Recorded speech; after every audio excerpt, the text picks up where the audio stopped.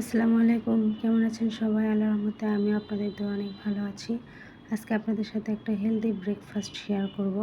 মাঝে মাঝে এটা আমি করে খাই, আমার ভালো লাগে।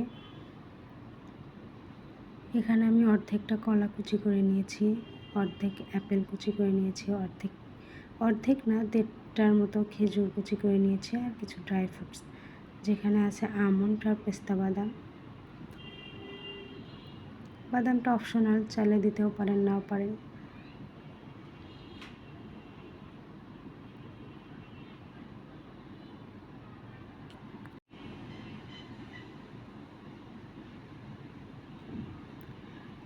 এক টেবিল পরিমাণ মতো আমি ওটস দুধে ভিজিয়ে রেখেছিলাম।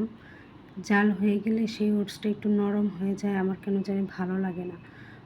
তো আমি ভিজিয়ে রেখেছিলাম, এটা থেকে আমি 2 টেবিল পরিমাণ চামচ দিয়ে দিলাম।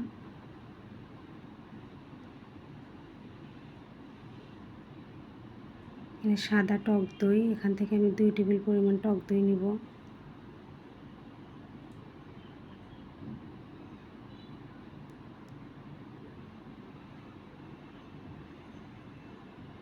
আলাদাভাবে আমি কোনো মিষ্টি ব্যবহার করছি না, তবে কেউ চাইলে যদি মিষ্টি পছন্দ করেন তো আপনারা অ্যাড করে খেতে পারেন।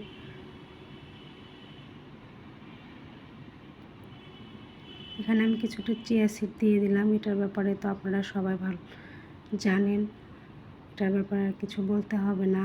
এটা স্বাস্থ্যের জন্য, হেলথের জন্য কতটা ভালো কম বেশি সবাই জানেন। এই তো রেডি হয়ে গেল।